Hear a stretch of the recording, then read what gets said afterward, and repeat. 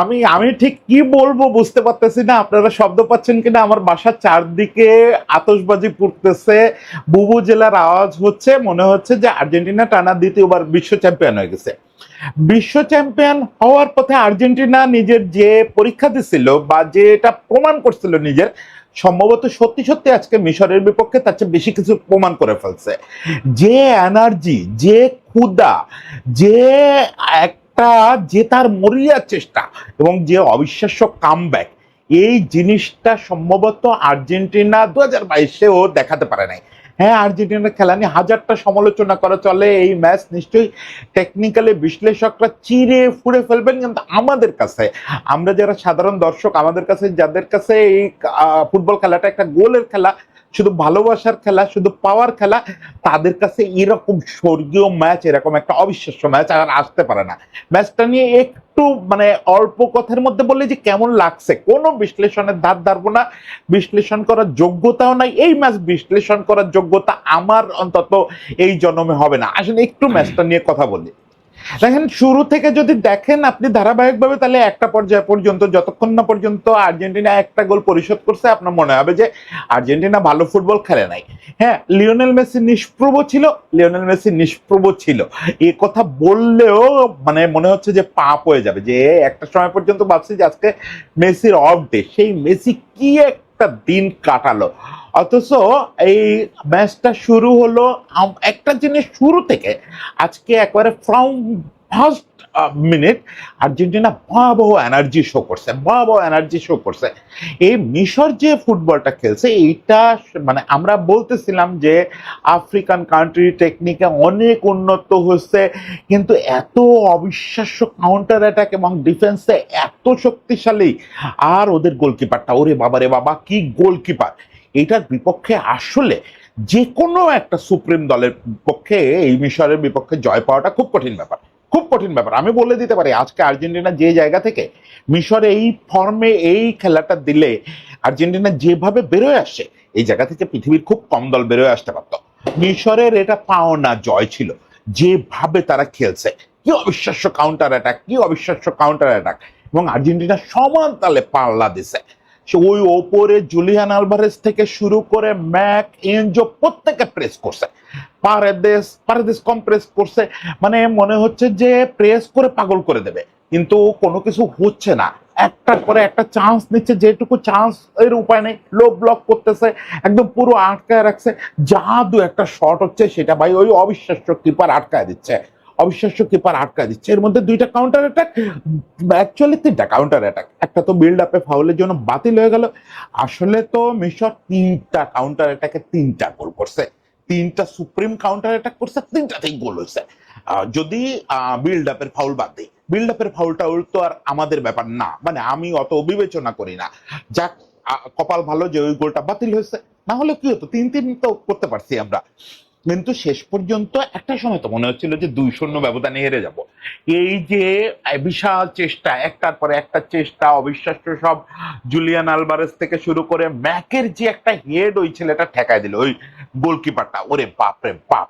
সে তো বাজ পাখির মতো ওড়া শুরু করলো। কোথায় এমি বাজ পাখি, এমি সমালোচনা করব, ডিফেন্সিভ এররের সমালোচনা করব, কোটি রোমেরোর অবিশ্বাস্য খেলা, Cuti Romero from central defence to offensive box, Cuti Romero একা ওয়ান ম্যান শো।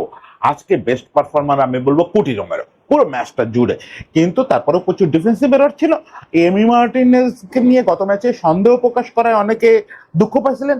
এমি কিন্তু not up to the mark. যাই হোক, এসব সমালোচনা কালকে সারাদিন করা যাবে, সারাদিন নিজেদের লোকদের মন্দ বলার সময় কি কখনো শেষ হয়? কিন্তু যেভাবে কাম ব্যাকটা করলো, আপনি দেখেন কিভাবে কাম ব্যাক করলো। এক তো কোটি রোমেরোর ওই অবিশ্বাস্য হেড, আমি হেডটার চেয়েও বড় বলবো ও যেভাবে অফসাইড ট্র্যাপটা এড়াইছে। আপনি দেখেন ও শরীরটারে মনে হয় ছোট করে ফেলার চেষ্টা করছিল, যে ও বুঝতেছে যে ও সেন্টিমিটারে আটকায় আছে, মিলিমিটারে আটকায় আছে, ও একটু এদিক ওদিক হলেই ভার আটকায় দিবে। ও সেই অবস্থায় লাভ দিছে, লাভ দিয়ে হেড করে গোল করে ফেলছে। কুটি রোমেরো, কুটি রোমেরো ইজ দ্য বেস্ট, কুটি রোমেরো ইজ দ্য বেস্ট। তারপরে তো ম্যাজিশিয়ান আসলো, বললো যে আমার অফডে বলে এই পৃথিবীতে কিছু নাই। আপনি আওয়াজ টের পাচ্ছেন? আমার বাসার আশেপাশে পুরো 2010 সাউথ আফ্রিকার মতো অবস্থা।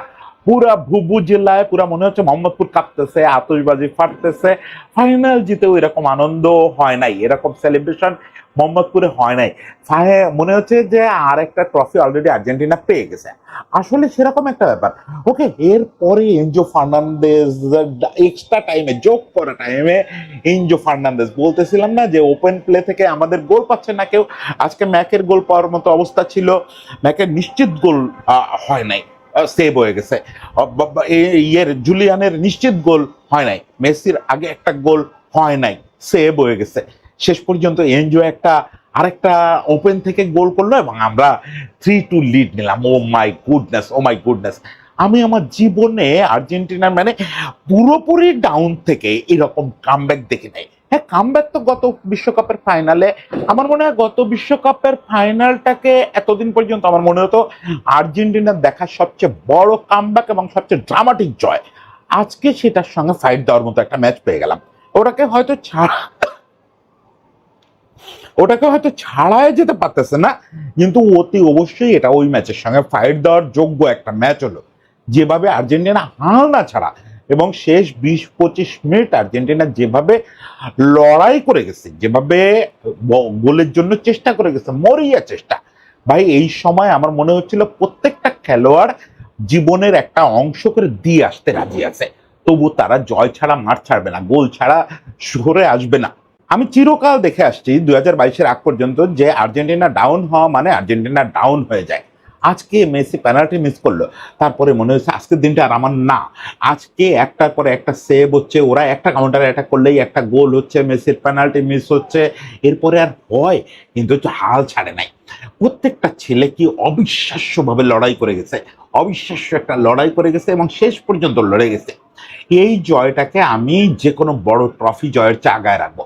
এবং আমি একটা কথা বলি, আমি সাধারণত ভবিষ্যৎবাণী মানে ভবিষ্যৎবাণী জিনিসটাই আমি পছন্দ করি না, কিন্তু আমি আজকে একটা কথা বলতে পারি, এই আর্জেন্টিনাকে ঠেকানো স্পেন ফ্রান্সের মতো দলের জন্য খুব কঠিন হবে, খুব কঠিন হবে, প্রায় অসম্ভব, প্রায় অসম্ভব। আর আজকে মিশর যে খেলাটা খেলছে, আপনাদের মনে হতে পারে বারবার আমি এই কথা কেন বলতেছি, আগের ম্যাচেও বলছি যে কেপ ভার্দে মিশর, এই দুটো চ্যালেঞ্জ যদি আর্জেন্টিনা ঠিক মতো পাশ করতে পারে, তাহলে আর্জেন্টিনাকে বিশ্বকাপ ট্রফি থেকে দূরে রাখা খুব কঠিন হবে। হ্যাঁ, প্রচুর ত্রুটি আছে, আপনারা অ্যানালিস্টদের মুখে শুনবেন, তারা প্রচুর ত্রুটি বের করবে এবং আসলেও প্রচুর ত্রুটি আছে। এসব ত্রুটিতে কিছু যায় আসে না। এই যে এনার্জি, এই যে শেষ বিন্দু পর্যন্ত জয়ের চেষ্টা করা এবং জয়টা বের করে আনতে পারা, এই জিনিসটা কারোর ভেতর নাই। এই জিনিসটাই আর্জেন্টিনাকে চ্যাম্পিয়ন করে ফেলবে, এই জিনিসটাই আর্জেন্টিনার এবারে সেরা সম্পদ। না লিওনেল মেসির জাদু, না এমি মার্টিনেজের সেই মিরাকল, না কোনো ওয়ান ম্যান শো। এবার আর্জেন্টিনার এই দুটো ম্যাচে আমি দেখলাম মূল জাদুটা হচ্ছে তাদের ওই প্রাণ দিয়ে দেওয়ার ক্ষমতা। লাস্ট ম্যাচের প্রেস কনফারেন্সে ডিপল একটা কথা বলছে যে আমরা জানি আমাদের প্রতিটা ম্যাচ কষ্ট করে জিততে হবে। এটাই অনেকে বলছে যে এটা ডিয়েগো সিমিওনের কাছ থেকে শিখছে, যে ওই সব ম্যাচ লড়াই করে জিততে হবে। আজকে সিমিওনে যে উল্লাস করে কাঁপতেছে, মানে করতেছিল, সেলিব্রেট করতেছিল, মনে হচ্ছিল যে ওই যে 94-এর সেই ইয়েটার কথা, গোলটার কথা মনে পড়ে যাচ্ছিল, ম্যারাডোনার। ম্যারাডোনা যখন 94-এ গ্রিসের বিপক্ষে গোল করলেন, সিমিওনে ওই সেলিব্রেশনের মোমেন্টটা সিমিওনে ঠিক পাশে দাঁড়ানো ছিল, ওখানে বসে সিমিওনে ঠিক যে ভঙ্গিতে চিৎকার করতেছিল ম্যারাডোনার জড়ায় ধরে, ঠিক আজকে ওই ভঙ্গিতে আজকে বক্সে বসে ওইভাবে চিৎকার করতেছিল।